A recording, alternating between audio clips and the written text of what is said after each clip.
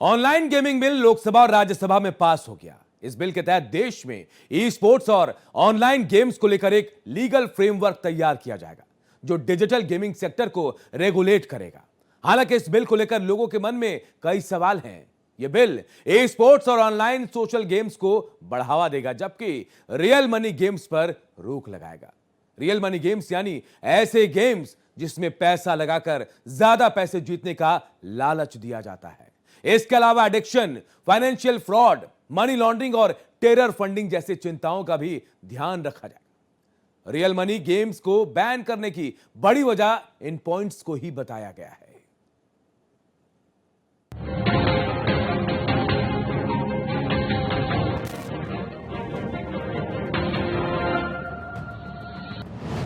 संसद ने पास किया bill.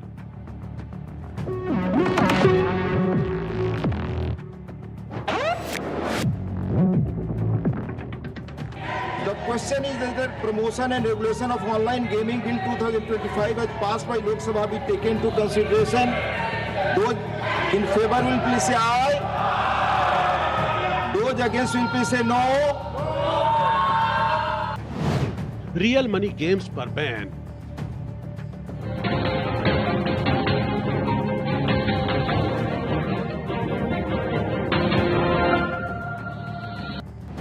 Online gaming industry.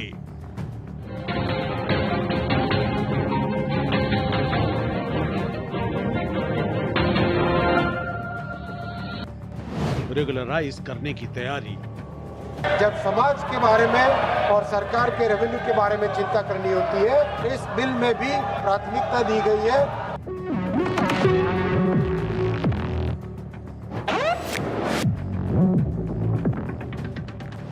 Sports और social games.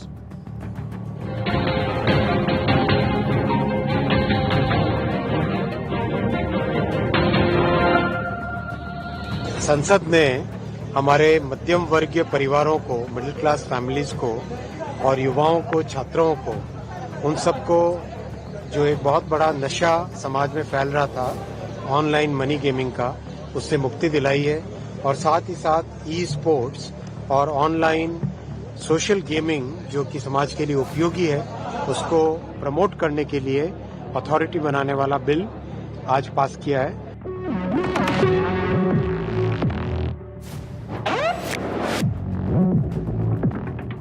Online money gaming पर रोक लगाने वाले विधेयक पर संसद की मुहर लगने के बाद ऐसे एप्स ने अपने प्लेटफॉर्मों पर मनी गेम्स बंद करना शुरू कर दिया है। इनमें मोबाइल प्रीमियर लीग, MPL और जूपी शामिल हैं। जल्द ही ड्रीम 11, माई 11 सर्किल, पोकरबाजी और रमी सर्किल जैसे फैंटेसी और कार्ड गेमिंग एप्स भी अपने प्लेटफॉर्मों पर मनी गेमिंग बंद कर सकते हैं। ऑनलाइन गेमिंग चल रही थी, ऑनलाइन जो लोग वेबसाइट बना के चला रहे थे, गलत था। हालांकि क्या इसमें लोग इतने ज़्यादा प्रभावित हो गए थे कि अपने पैसे लगा के उसमें गेम खेल रहे थे, और जबकि आना कुछ नहीं है, जाना ही है। ये कानून साहब काफ़ी समय पहले पास हो जाना चाहिए था। इस गेम के चक्कर में कई माता, कई पिताओं ने अपने बच्चों की बलि दे दी है। कई शिक्षित और इसमें युवा, कई उम्र दराज लोग भी इसकी बलि चढ़ चुके हैं इस गेम की। तो मैं इस कानून का स्वागत करता हूं। ऑनलाइन गेम वाला ये कानून निश्चित रूप से आने वाले समय में बच्चों के लिए एक बहुत बड़ा कदम रहेगा, क्योंकि इन घटनाओं पे आप देख रहे हैं नाबालिग लोग कैसे ग्रसित हो रहे हैं और इनसे आर्थिक हानि पहुँच रही है। ऑनलाइन गेम वाला ये कानून निश्चित रूप से आने वाले समय में बच्चों के लिए एक बहुत बड़ा कदम रहेगा, क्योंकि इन घटनाओं पे आप देख रहे हैं नाबालिग लोग कैसे ग्रसित हो रहे हैं और इनसे आर्थिक हानि पहुंच रही है।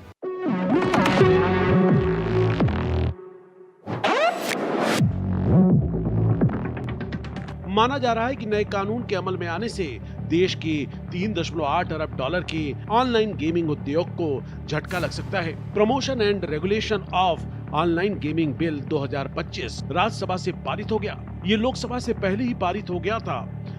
The question is that promotion and regulation of online gaming bill 2025 as passed by Lok Sabha be taken into consideration. Those in favor will please say aye.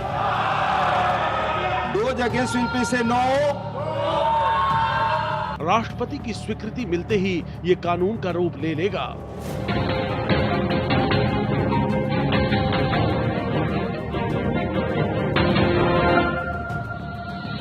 Online gaming को लेकर तमाम सवाल पहले से ही उठते रहे हैं। यहां तक कहा जाता है कि इसकी गिरफ्त में सबसे ज्यादा युवा हैं और सबसे ज्यादा उन्होंने ही आत्महत्या की है। मामला देश की सबसे बड़ी अदालत भी पहुंचा। सुप्रीम कोर्ट ने सरकार से पूछा कि सरकार इसको लेकर क्या कर रही है। अब सरकार ने कानून बना दिया है, राष्ट्रपति ने इस पर दस्तखत कर दिया है। अधिसूचना जारी होने के बाद कानून अमल में आ जाएगा। लेकिन सवाल यह है कि इससे पहले क्या कोई कानून था? जो नया कानून बना है उसमें क्या कुछ प्रावधान रखा गया है? इन सभी पर बातचीत करने के लिए हमारे साथ मौजूद हैं सुप्रीम कोर्ट के वकील विराग गुप्ता। सर, जो ऑनलाइन गेमिंग है, सरकार ने कानून बना दिया और मनी गेमिंग का जो है शटर बंद हो गया। लेकिन सवाल यह है कि पहले क्या कानून था? अगर नहीं था तो क्या था उसमें, और जो नया आया है उसमें क्या है? देखिए, बहुत ही ये रोचक सवाल है और इसके जो 5-6 पहलू हैं कि ये राज्यों का विषय है। संविधान की 7वीं अनुसूची के अनुसार और कई राज्यों ने, तमिलनाडु ने, तेलंगाना ने, दूसरे राज्यों ने इस विषय पर कानून बनाया था और उस कानून पर हाई कोर्ट और सुप्रीम कोर्ट में बहस भी हुई थी। और इसके पहले सुप्रीम कोर्ट ने इस विषय पर उसमें जो मामला चल रहा था, उसके अलावा केंद्र सरकार ने आईटी इंटरमीडिएट रूल्स में बदलाव करके सेल्फ रेगुलेशन की व्यवस्था की थी। ये जो नया बिल है, इस नए बिल में कुछ 5-6 बातें ऐसी लिखी हैं ऑब्जेक्टिव्स में, स्टेटमेंट्स में, जिससे समझ में आता है कि ऑनलाइन गेम्स सबसे बड़ा देश का मर्ज है। जैसा कि यूएन के सेक्रेटरी जनरल ने कहा था कि ये जलवायु परिवर्तन के बाद दूसरी सबसे बड़ी महामारी है। तो ये टैक्स चोरी करते हैं, इससे युवा पीढ़ी के साथ पूरा समाज पूरा विखंडित हो रहा है।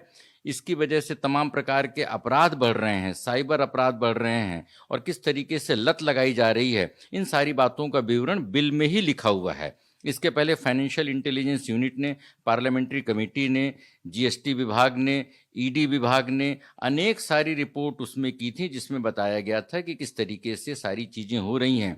और सुप्रीम कोर्ट में हजारों करोड़ की टैक्स चोरी का मुकदमा भी चल रहा है। तो अब अगर हम नए बिल को देखें तो ये पहला ऐसा प्रयास है जहां पर कि कुछ कानूनी व्यवस्था के दायरे में लाने की कोशिश की जा रही है। तो इसमें गेमिंग को 3 हिस्से में बांट दिया गया है। मनी गेमिंग पर प्रतिबंध की बात है और 2 जो गेम है, ई स्पोर्ट्स और सोशल गेमिंग को बढ़ावा देने की बात है।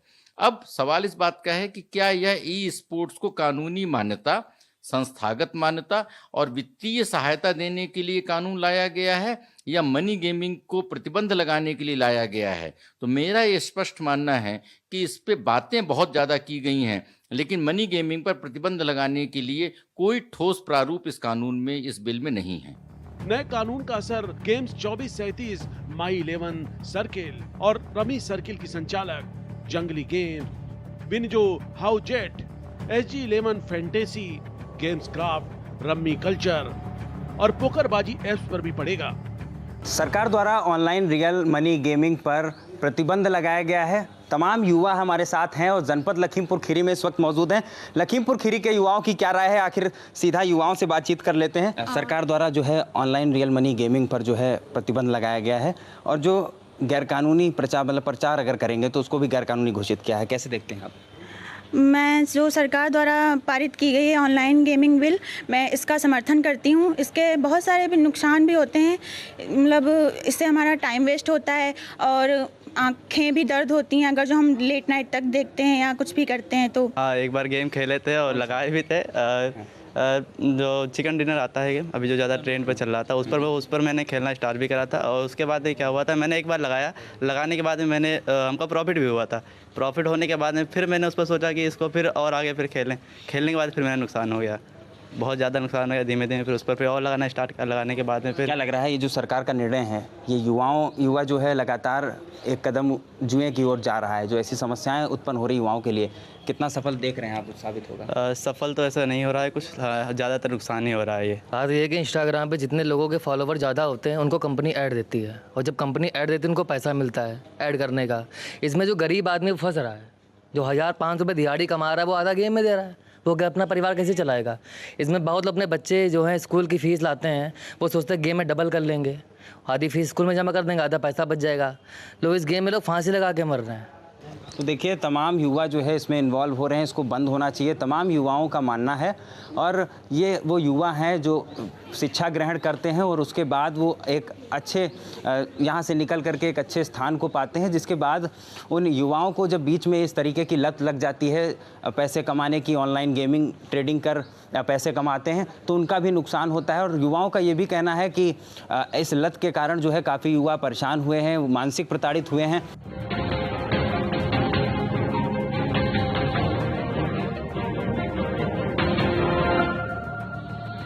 रियल मनी गेमिंग में सीमित हिस्सेदारी के बावजूद पोकरबाजी में निवेशक नजारा टेक्नोलॉजीज पर भी इसका असर हो सकता है। गौरतलब है कि ड्रीम 11 का इंडियन प्रीमियर लीग का बाजार मूल्य $8 अरब और एमपीएल का बाजार मूल्य $2.5 अरब है।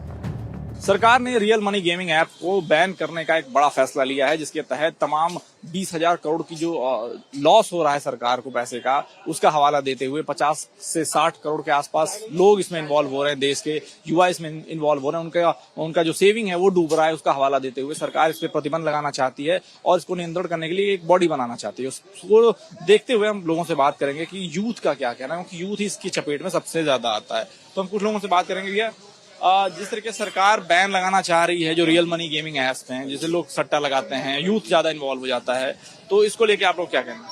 बिल्कुल बैन होनी चाहिए। लोगों ने, बड़े बड़े लोगों ने अपनी ऐप बना ली है और लोगों को फुसलाते हैं, उसके बाद उन्हें खुद भी हरा देते हैं और बहुत लोगों का पैसा इसमें जाता है कि इनको तो बैन जरूर करना चाहिए। हाल में बड़े बड़े लोगों ने बहुत गलत कर रखा है इन चीजों में। एलवीश यादव ने अपनी ऐप बना रखी है, बिंजो ऐप है, गलत चीजें हो रही हैं। मैक्सिमम यूथ ही फंसता है सबसे ज्यादा। जो नीचे तबके का बंदा है वो फंसता है। वो 500 से स्टार्ट करता है, गवा देता है, फिर 1,000 रुपये लगाता है, 2,000 रुपये लगाता है, ऐसे लुटते रहते हैं लोग। एक बार जितवाते हैं, 2 बार जितवाते हैं, फिर चौथी बार खुद ही हरवा देते हैं। जाल है, बहुत बड़ा जाल है, बहुत बड़ा स्कैम है, माया जाल है ये। सरकार ये भी चाह रही है कि इसको नियंत्रण किया जाए, इसलिए एक अथॉरिटी भी बननी चाहिए। देखिए, जो ये बैनिंग हुई है गेम्स ऐप पे, इसमें क्या हो रहा था, हम लोग को देखने में आ रहा था कि ज्यादातर मनी लॉन्ड्रिंग के केसेस हो रहे थे इन सब एप्स के जरिए। तो कहीं ना कहीं 49 रुपए दे देकर ये काला धन इधर से उधर करने की ज्यादा अच्छी प्रक्रिया एक तरीके से मानी जा रही थी। तो ये बैन एक कम से कम बहुत अच्छी चीज है। जितने लोग 49 रुपए लगा के और लाखों रुपए का खेलने लगे, उन पे अब लगाम लगेगी तो थोड़ा स्टेबल हो पाएंगे फाइनेंशियली। सरकार बैन कर रही है जो गेमिंग एप्स हैं, जिसमें बच्चे फंस रहे हैं, सट्टा लगा रहे हैं। सरकार के कुछ आंकड़े भी हैं कि सरकारी संपत्ति का लॉस हो रहा है, 20,000 करोड़ का लॉस हो रहा है, 60 करोड़ से ज्यादा युवा फंसे हुए हैं। इस पे क्या कहेंगे? मेरे हिसाब से बहुत अच्छी पहल है भारत सरकार की। ये सारे गेमिंग एप्स पे लगाम लगनी चाहिए। हम बच्चों को क्या सिखा रहे हैं? जुआ खेलना सिखा रहे हैं क्या? इसी के लिए बच्चों को पढ़ाया लिखाया जाता है? ये सारे संस्कार और भारतीय सभ्यता में इनका कोई जगह ही नहीं है। ये बिल्कुल बैन होना चाहिए। हमें बच्चों को अच्छी एजुकेशन, अच्छा समाज, अच्छी कल्चर वैल्यूज देने के ऊपर बात करनी चाहिए, ना कि ये गेमिंग ऐप वगैरह। इजी मनी इजी होती है। आज वो इजी तरीके से पैसे कमाएंगे, वो कल को दूसरी तरीके से गलत चीजों में पड़ जाएंगे और हमारा देश का भविष्य खतरे में है। बिल्कुल बंद कर देना चाहिए।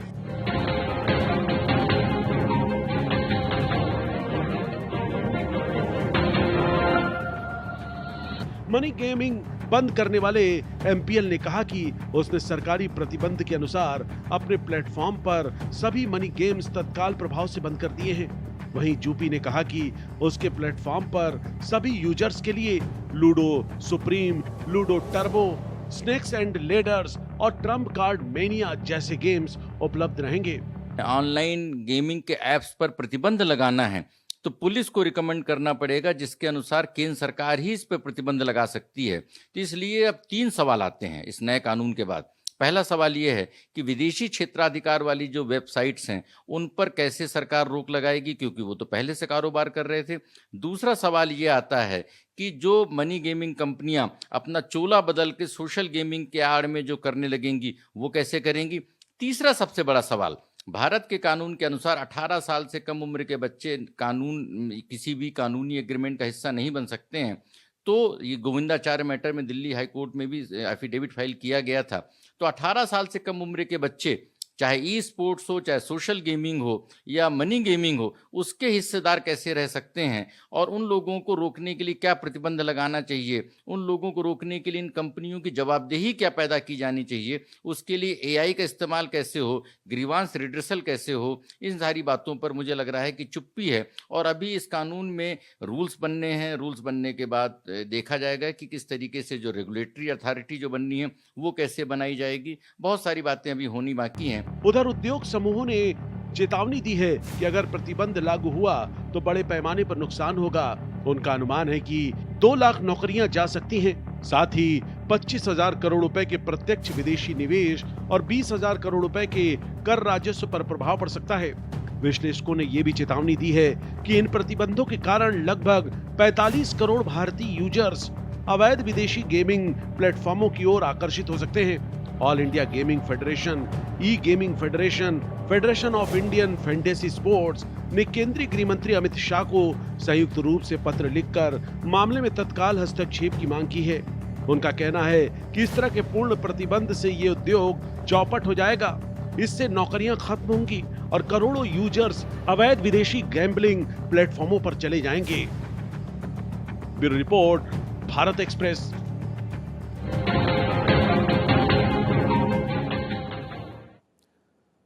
दरअसल रियल मनी पर based in online gaming app के बहुत गंभीर परिणाम भी आए हैं, जिसके बाद मोदी सरकार ने इस गेमिंग ऐप के लत से देश को बाहर निकालने की तैयारी शुरू कर दी। आंकड़ों की माने तो लगभग 40 करोड़ लोग रियल मनी गेमिंग ऐप से जुड़े थे और कई तो ऐसे भी थे जिन्होंने अपना और अपने परिवार का जीवन इस गेमिंग ऐप के लिए खत्म कर दिया।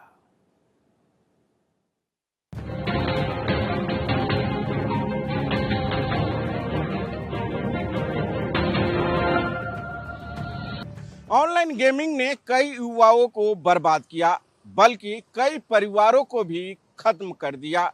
इसको लेकर देश के कई हाई कोर्ट में याचिका दायर की गई। मामला देश की सबसे बड़ी अदालत यानी सुप्रीम कोर्ट पहुंचा। सुप्रीम कोर्ट ने सरकार से पूछा कि आखिर सरकार इस पर लगाम क्यों नहीं लगा रही है। सरकार ने अब नया कानून बना दिया है, कानून अमल में भी आ गया है, लेकिन कानून के जानकार इस पर सवाल उठा रहे हैं। उनका मानना है कि यह कानून जो विदेशी गेमिंग कंपनियां हैं उस पर कैसे प्रभावी होगा। उन्होंने यह भी कहा कि कानून बनाने से पहले राज्यों से सलाह मशुरा करना चाहिए था। अब देखना होगा इस कानून के बाद क्या गेमिंग कंपनियों पर किस तरीके से लगाम लग पाता है और जो युवा इसके गिरफ्त में आ चुके हैं वो कैसे वापस आते हैं। प्रधानमंत्री नरेंद्र मोदी ने इस मौके पर कहा कि संसद के दोनों सदनों से पारित promotion and regulation of online gaming bill 2025 Bharat को गेमिंग, नवाचार और रचनात्मकता का केंद्र बनाने की हमारी प्रतिबद्धता को दर्शाता है। ये ई स्पोर्ट्स और ऑनलाइन सोशल गेम्स को प्रोत्साहित करेगा, साथ ही हमारे समाज को ऑनलाइन मनी गेम्स के हानिकारक प्रभावों से भी बचाएगा। संसद ने हमारे मध्यम वर्गीय परिवारों को, मिडिल क्लास फैमिलीज को और युवाओं को, छात्रों को, उन सबको जो एक बहुत बड़ा नशा समाज में फैल रहा था ऑनलाइन मनी गेमिंग का, उससे मुक्ति दिलाई है।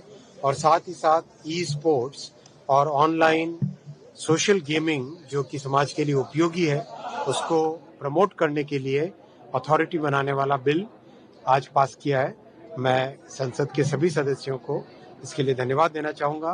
मैं प्रधानमंत्री श्री नरेंद्र मोदी जी को मिडिल क्लास परिवारों के लिए लिए गए लगातार जो निर्णय लिए हैं उसके लिए धन्यवाद करना चाहूंगा, अभिनंदन करना चाहूंगा।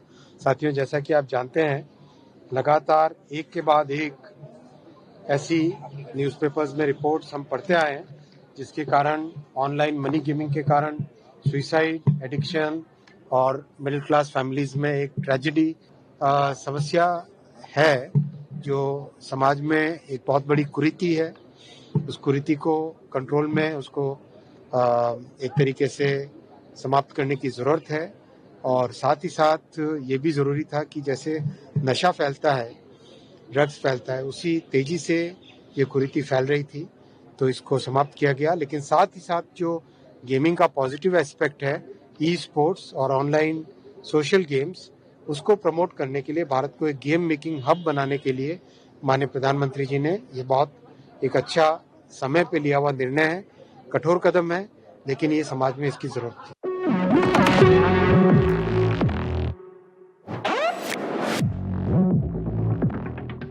इसके साथ ही इस बिल में इस तरह के गेमिंग प्लेटफॉर्मों के विज्ञापन पर भी रोक लगाने के साथ बैंक और दूसरे वित्तीय संस्थानों को इस तरह के प्लेटफॉर्म के मनी ट्रांजैक्शन को रोकने का प्रावधान किया गया है। संसद ने एक नया कानून पारित कर दिया है, the promotion and regulation of online gaming act 2025। ये कानून इसलिए महत्वपूर्ण है क्योंकि स्वतंत्रता से पहली बार ऐसा हुआ है कि एक ऐसा कानून आया है जो विक्टिम्स को ऑनलाइन गेमिंग के एक इफेक्टिव रेमेडी प्रदान करता है। अभी तक होता ऐसा आ रहा था कि आप कुछ भी ऑनलाइन गेम खेल लीजिए, जब आप पैसे गंवाते हैं तो आपके पास कोई इफेक्टिव रेमेडी नहीं होती थी। वैसे भी ऑनलाइन मनी गेम्स और ऑनलाइन मनी गेमिंग सर्विसेज को नियंत्रित या रेगुलेट करने के लिए कोई प्रावधान वर्तमान कानून में नहीं था। इस लत को रोकने के लिए, उसके दुष्प्रभाव को कहीं ना कहीं खत्म करने के लिए ये कानून बनाया गया है। ये कानून अत्यंत महत्वपूर्ण है क्योंकि ये कानून कहीं ना कहीं जाकर भारतवासियों को एक नई इफेक्टिव रेमेडी प्रदान करता है। मुख्य तौर पर कानून कहता है कि अगर आप भारतवर्ष में ऑनलाइन मनी गेम्स या ऑनलाइन मनी गेमिंग सर्विसेज प्रदान कर रहे हैं तो आज के बाद ये नहीं कर पाएंगे। अगर आप करेंगे तो वो दंडनीय अपराध है, उसमें 3 साल की सज़ा है, 1 करोड़ रुपए का जुर्माना है और ये नॉन बिलेबल ऑफेंस है। यहाँ तक कि अब आपको एडवर्टाइजमेंट करने पर भी निषेध कर दिया गया है। अगर आप कोई भी ऑनलाइन मनी गेम या ऑनलाइन मनी गेमिंग सर्विसेज को एडवर्टाइज करते हैं किसी मीडिया पर तो वो भी एक दंडनीय अपराध है, उसमें भी 2 साल की सज़ा है, 50 लाख रुपए जुर्माना है।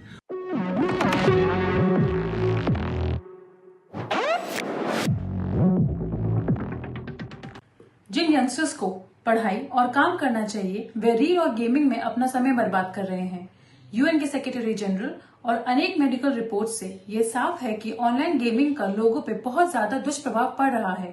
भारत के कानून के अनुसार 18 साल से कम उम्र के बच्चे माइनर एग्रीमेंट नहीं कर सकते हैं, इसलिए बच्चों के सभी ऑनलाइन गेम खेलने पे बैन लगना चाहिए और जिन लोगों के साथ धोखाधड़ी या बेईमानी हुई है उनकी शिकायत के समाधान के लिए ग्रीवेंस रिड्रेसल सिस्टम भी मजबूत होना चाहिए।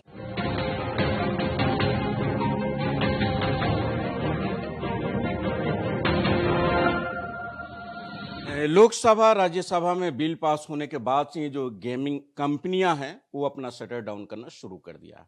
कहा जाता है कि लगभग 3 लाख लोग बेरोजगार हो गए हैं इसके चलते और अरबों खरबों रुपये का उनको नुकसान हुआ है। तो इसको लेकर के भी क्या कोई प्रावधान रखा गया है क्या कि जो बेरोजगार हुए हैं उनको रोजगार सरकार देगी या कुछ इस तरीके के प्रावधान है क्या? देखिए, जब भी कोई कानून आता है तो उस कानून का कायदे से उसका एक स्टडी करनी चाहिए कि उसके इम्पैक्ट क्या हैं।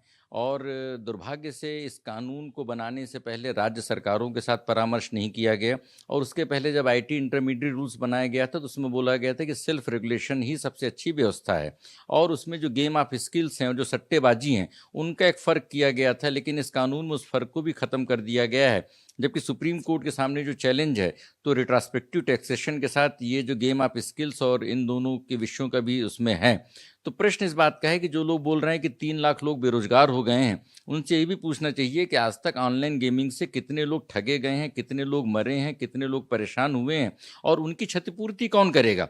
पिछले 10 सालों से सरकार को पता था कि ये ऑनलाइन गेमिंग के कहर से इतने लोग मर रहे हैं, इतने लोग बर्बाद हो रहे हैं और ये भी सरकार ने इस बिल में माना है कि एल्गोरिथम के माध्यम से एक ऐसी व्यवस्था की जा रही थी जिसमें कि सिर्फ कंपनियां ही जीतती थीं।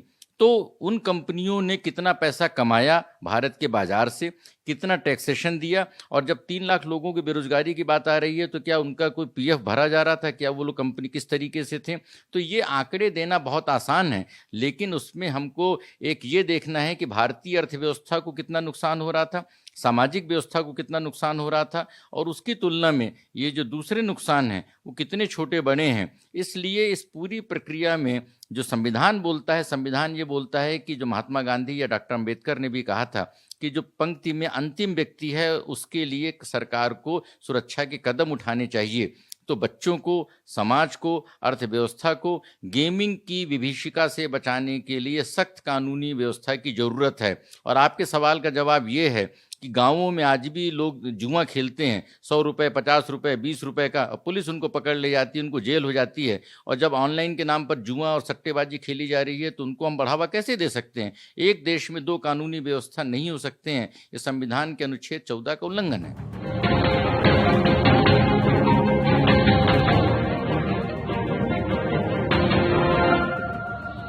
रियलमी मनी पर आधारित ऑनलाइन गेम के चलते कई गंभीर सामाजिक, आर्थिक और मनोवैज्ञानिक से जुड़े मामले सामने आए थे। इसके साथ ही कुछ मामलों में तो आत्महत्या, चोरी, कर्ज के बोझ और अवैध सोर्स से लोगों के पैसा जुटाने जैसी घटनाएं भी सामने आई थीं। Bureau report, Bharat express. Online gaming app या ऐसे ऐप सिर्फ सट्टेबाजी के जरिए पैसा कमाने का जरिया नहीं थे। इसके जरिए मनी लॉन्ड्रिंग, आतंकवाद को फंडिंग और देश की गोपनीय जानकारी भी मैसेज के माध्यम से देश के बाहर भेजी जा रही थी। कहीं ना कहीं ये देश के लिए ऐसे ऐप खतरा भी बन रहे थे। एक तरफ इससे हुए नुकसान के बाद आत्महत्या के आंकड़े बढ़ रहे थे, तो इसके जरिए आतंक को बढ़ावा भी दिया जा रहा था।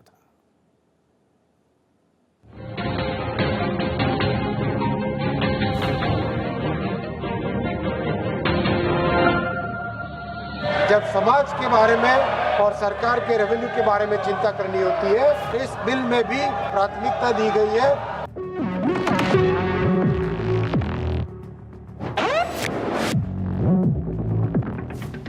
संसद ने हमारे मध्यम वर्गीय परिवारों को, मिडिल क्लास फैमिलीज को और युवाओं को, छात्रों को, उन सबको जो एक बहुत बड़ा नशा समाज में फैल रहा था ऑनलाइन मनी गेमिंग का, उससे मुक्ति दिलाई है। और साथ ही साथ ई स्पोर्ट्स और ऑनलाइन सोशल गेमिंग जो कि समाज के लिए उपयोगी है, उसको प्रमोट करने के लिए अथॉरिटी बनाने वाला बिल आज पास किया है। मैं संसद के सभी सदस्यों को इसके लिए धन्यवाद देना चाहूँगा। मैं प्रधानमंत्री श्री नरेंद्र मोदी जी को मिडिल क्लास परिवारों के लिए लिए गए लगातार जो निर्णय लिए हैं उसके लिए धन्यवाद करना चाहूँगा, अभिनंदन करना चाहूँगा। साथियों, जैसा कि आप जानते हैं, लगातार एक के बाद एक ऐसी न्यूज़पेपर्स में रिपोर्ट्स हम पढ़ते आए हैं जिसके कारण ऑनलाइन मनी गेमिंग के कारण सुइसाइड, एडिक्शन और मिडिल क्लास फैमिलीज में एक ट्रेजेडी समस्या है जो समाज में एक बहुत बड़ी कुरीति है।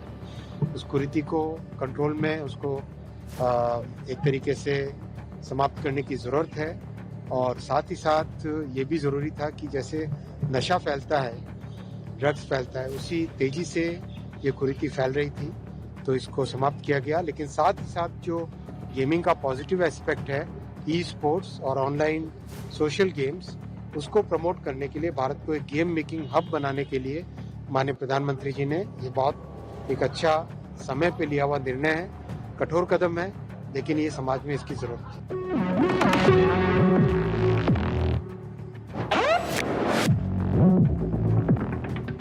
केंद्रीय मंत्री अश्विनी वैष्णव ने बताया कि ऑनलाइन मनी गेमिंग के जाल में फंसकर कई लोग अपनी जिंदगी भर की जमा पूंजी से हाथ धो बैठते हैं। सरकार इस तरह के जोखिम को कम करने के लिए ये बिल लाई है। उनका ये भी कहना था कि इसमें ई स्पोर्ट्स और सोशल गेमिंग को बढ़ावा देने के भी प्रावधान किए गए हैं।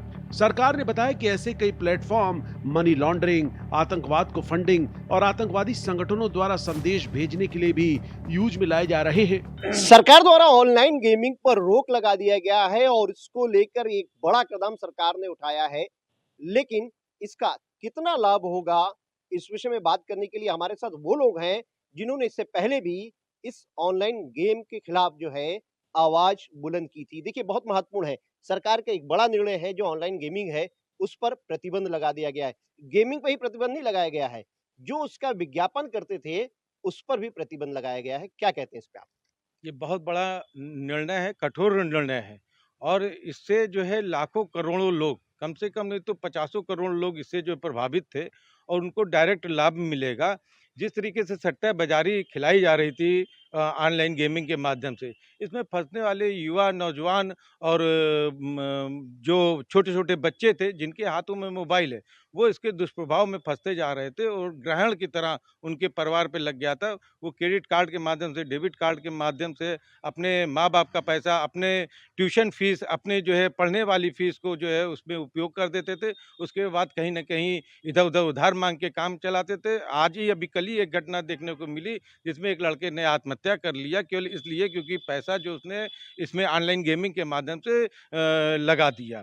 मैं कहना चाहूँगा कि केंद्र सरकार का ज़ाहिर-सी बात है कि इसमें करोड़ों रुपए, हम लोग जब सरकार कहती थी कि रेवेन्यू लगातार जीएसटी के माध्यम से बढ़ता जा रहा है, तो हम लोग कहते थे कि व्यापार भी कम हो रहा है। व्यापार कम हो रहा है, लेकिन जीएसटी जो जो आपको धन संग्रह हो रहा है, वो ऑनलाइन गेमिंग जैसे जो गलत व्यापार हैं, उनके माध्यम से हो रहा है, लेकिन सरकार नहीं समझती थी। अब चेती, इसके लिए धन्यवाद कि एक तरफ उन्होंने रोक लगाए जिससे कि बच्चों का भविष्य वो बचेगा, सुनहरा होगा और उनके माँ-बाप के जो पैसे लगातार इसमें जा रहे थे, जिससे उनका घर प्रभावित हो जा रहा था। घर में भुखमरी के कगार पे लोग पहुँच जा रहे थे। अपना पूरा पैसा जो है इन्वॉल्व हो जा रहा था उनका, कुछ लोगों के जेबें भर रहे थे और करोड़ों लोग इससे जो है दुष्प्रभावित थे। ज़ाहिर-सी बात है कि बहुत बड़ा निर्णय है, सरकार को हानि भी होगा। करोड़ों रुपए, करीब 20,000 30,000 टैक्स, करोड़ों रुपया जो है टैक्स के माध्यम से आता था, जनरेट करती थी सरकार। और हम लोग भी ये कहते थे कि आने वाले 10 साल में इनको 2 लाख, 1.5 से 2 लाख करोड़ रुपया इनको लाभ मिलने वाला है। सरकार ने कठोर निर्णय लिया, अपने लाभ को छोड़ते हुए जनहित के में ये निर्णय लिया, इसके लिए बहुत-बहुत निश्चित रूप से आभार। देखिए जनहित में ये पूरा निर्णय लिया गया। अगर आप देखें तो लगभग 60 करोड़ युवा जो है इससे प्रभावित हो रहे थे। कहीं न कहीं ऑनलाइन गेमिंग के माध्यम से वो बहुत सारे धन को गँवा रहे थे और ना जाने कितने लोगों ने आत्महत्या की। लगता है कि सरकार को बहुत पहले जागना चाहिए था या अब जागी है तो एक बड़ा काम हुआ है? सरकार का बहुत अच्छा रोल है और जब जागे तभी सवेरा जिसे कहते हैं लोग, बहुत अच्छा निर्णय है। इससे आम जनता को बहुत राहत मिलेगी, जिसके परिवार में 1 लोग कमाने वाले हैं और उसके बच्चे को ये सब के काम करते थे, उनको बहुत लाभ मिलेगा। सरकार को फ़ायदा नुकसान तो अपनी यहाँ पे, लेकिन जनता उसी की जनता है, उसको ये देखना ये उसका काम है। उसका ये उसके ऊपर तो है कि वो जनता के ऊपर देखे और जो अच्छा बुरा काम हो उस पे अंकुश लगाए। निश्चित रूप से जो अच्छा और बुरा काम है, अगर बुरा काम है तो उस पर अंकुश लगाना बहुत ज़रूरी है। लेकिन एक चीज़ और है, लगभग 20,000 करोड़ रुपए का सरकार का उसका नुकसान होगा। बड़ा निर्णय है अगर आप देखें, उन युवाओं के लिए जो उससे प्रभावित हो रहे थे। निर्णय बड़ा है, लेकिन उनका स्वागत योग्य है। देर आए हैं, दुरुस्त आए हैं, लेकिन सबसे बड़ी बात ये है कि जनता जनार्दन के ऊपर जो इतना बड़ा परिणाम भुगत रही थी जनता जनार्दन, वो उससे कहीं न कहीं सबको बहुत राहत मिली है और सबसे बड़ा धन उनकी जनता है। उनकी जनता सुरक्षित रहे, समृद्ध रहे, अच्छी रहे, खुशहाल रहे, वो हमारी सरकार का वो सबसे बड़ा धन है। सरकार का अगर टैक्स के रूप में हम लोग व्यापारी और समाज जो है उनको टैक्स देता है, तो साथ में ये भी अपेक्षा रखता है कि हम अच्छे से रहें, खुश रहें, हमारे बच्चे अच्छे रहें।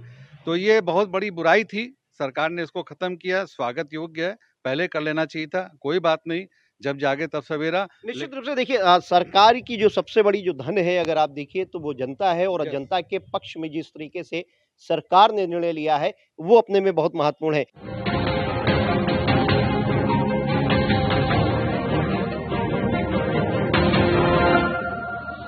एक चीज़ और है देखिए कारण ये है कि सरकार इन सारी चीज़ों को ज़रूर देखती है, लेकिन जब निर्णय लेती है तो उसमें कहीं न कहीं लेट हो जाता है। बहुत सारी कैज़ुअल्टीज़ हुई ऑनलाइन गेमिंग के चक्कर में, बहुत सारे पैसे लोग हार गए। उसके बाद जब पैसे नहीं दे पाए, तो उन्होंने आत्महत्या कर ली, सुसाइड कर लिया। क्या लगता है कि ऐसी परिस्थिति में सरकार को पहले से इन सारी चीज़ों को देखना चाहिए, इस पे ध्यान देना चाहिए? देखिए, ये बहुत बड़ा विषय है। जैसे पहले था कि जो है कृषि नहीं और खेती नहीं हो रही है, उपज कम हो रही है तो यूरिया लाए। फिर यूरिया पे अंकुश लगाने का काम किया। पन्नी आप लेके आए जनता के उसके लिए या किसी भी कारण से, फिर पन्नी का आपने जो है रोक लगाया। आज आप जो है ऑनलाइन पे रोक लगा रहे हैं, ऐसे ये ऑनलाइन गेमिंग पे रोक लगा रहे हैं। अगर कोई भी चीज़ नई आ रही है तो उसके बारे में एक टेक्निकल टीम होनी चाहिए जो उसका अच्छा बुरा आने वाले समय पे क्या प्रभाव दुष्प्रभाव पड़ेगा वो सरकार का देखने का काम है। हमें उम्मीद है कि आने वाले समय में सरकार इस तरह की कोई एक टीम गठित करेगी, कोई भी चीज़ नई आने वाली है उस पर रिसर्च करे या कोई प्रोडक्ट आने वाला है उस पर भी रिसर्च करे। अगर वो दुष्प्रभावी है, दूरगामी उसमें जो है, तो उस पर ऐसी चीज़ों को नहीं आना चाहिए। जैसे कि मैं आपका एक विषय महत्वपूर्ण विषय है, ऑनलाइन गेमिंग के साथ-साथ ऑनलाइन बाजार से आज पूरा बाजार व्यथित है, रोने के कगार पे, खत्म होने के कगार पे है। बाजार में रौनक खत्म हो रही, केवल ईद, बकरीद, होली, दीपावली, रक्षाबंधन पे बाजार में भीड़ नजर आ रही है और बाजार से भीड़ गायब होती जा रही है। अगर सरकार को बेरोजगारी से जनता को रोकना है, लोगों को समृद्ध बनाना है, तो ऑनलाइन जो बाजार ट्रेडिंग हो रही है उसको भी खत्म करना पड़ेगा और इस पे भी अंकुश लगानी पड़ेगी। नहीं तो आने वाले समय में सरकार को फिर वही निर्णय लेगा जैसे आज ले रही है। वैसे बहुत से लोग इसके दुष्प्रभाव से आत्महत्या कर रहे हैं, व्यापारी खत्म हो रहा है, व्यापार खत्म हो रहा है, रोजगार खत्म हो रहा है, भुखमरी बढ़ रही है, बेरोजगारी बढ़ेगी। इस पे निश्चित रूप से देखिए ये भी एक विषय अपने में है, लेकिन दूसरी चीज देखिए जिस तरीके से विज्ञापन पे भी अब रोक लगा दिया है, सरकार का कहना है कि अब इस तरीके का जो ऑनलाइन गेमिंग पे तो रोक लगा ही रहे हैं, अब इस तरीके के विज्ञापन भी नहीं आएंगे जिससे लोग भ्रमित ना हो। बहुत अच्छा सरकार का निर्णय है और सरकार का जो निर्णय है उससे सराहनीय है, बहुत अच्छा।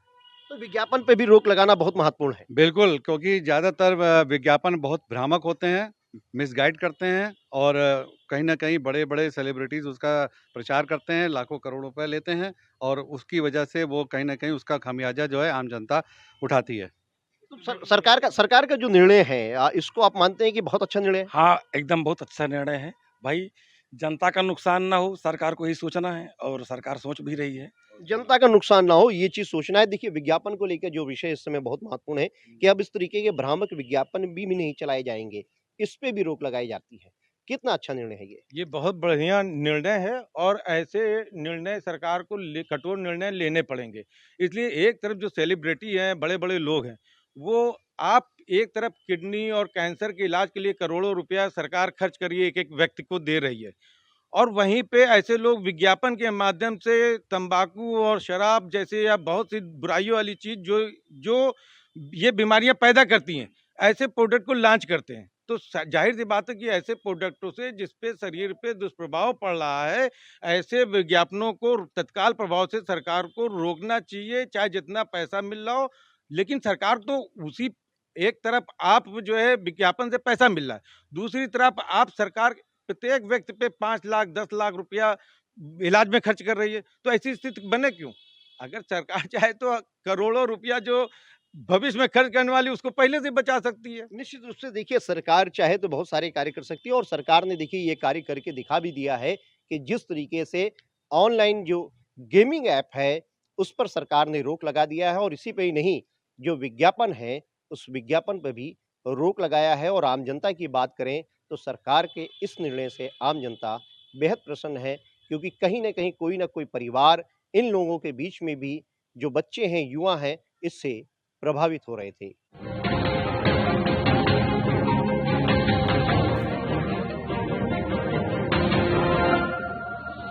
विशेषज्ञों के मुताबिक भारत का गेमिंग बाजार 2029 तक $3.6 बिलियन का हो जाएगा। इस बिल से कई रियल मनी गेमिंग ऐप को झटका लग सकता है।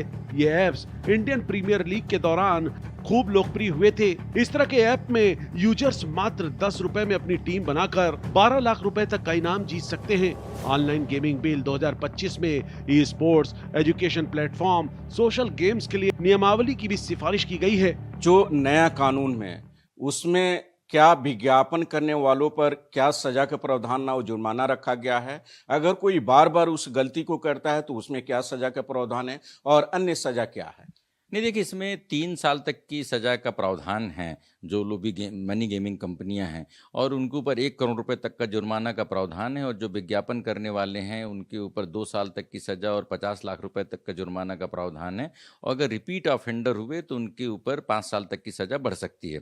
पर सवाल इस बात का है कि विदेशी कंपनियों के ऊपर भारत के कानून कैसे लागू होंगे, ये पहला प्रश्न है। दूसरा प्रश्न ये है कि मनी गेमिंग कंपनियां अपना आवरण बदल के और सोशल गेमिंग के आड़ में करेंगी, क्योंकि जो ई स्पोर्ट्स और सोशल गेमिंग है उस पर भी पैसे के लेन देन पर प्रतिबंध नहीं लगाया गया है और वो बड़े तकनीकी तौर पर सारी बातें की गई हैं।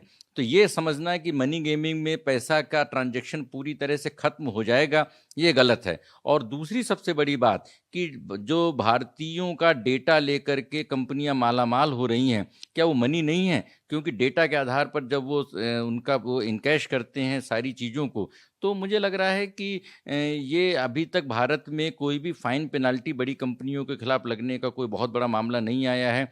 जीएसटी विभाग ने, ईडी ने एक मामले में कहा है कि ये कंपनियां 58,000 करोड़ की टैक्स चोरी कर रही थी। एक रिपोर्ट थी जिसमें कहा गया था कि 30,000 करोड़ की टैक्स चोरी कर रही हैं। फाइनेंशियल इंटेलिजेंस यूनिट ने बोला था कि 2,000 करोड़ रुपए का इसमें गोलमाल हुआ है। क्रिप्टो के साथ भी इनके सारी चीज़ें हैं।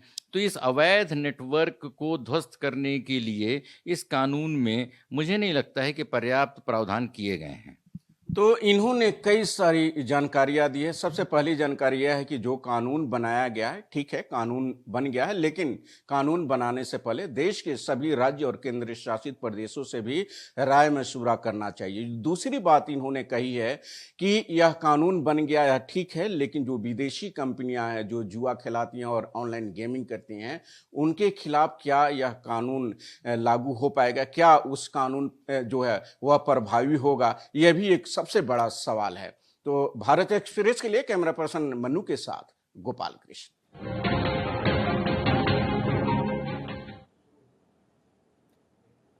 तो कई देशों में ऑनलाइन गेमिंग को रेगुलेट करने के लिए सख्त कानून है। जैसे चीन में ऑनलाइन गेमिंग पर कड़े प्रतिबंध है, वहां नाबालिगों के लिए गेमिंग समय सीमा सीमित है और रियल मनी गेमिंग पर सख्ती है। हालांकि कुछ गेम्स को मंजूरी दी गई है। अमेरिका में कुछ राज्यों में ऑनलाइन बैटिंग वैध है, लेकिन सख्त नियम के साथ। भारत का यह बिल इन देशों की तुलना में अधिक सख्त है, क्योंकि यह रियल मनी गेमिंग पर पूर्ण प्रतिबंध की बात करता है।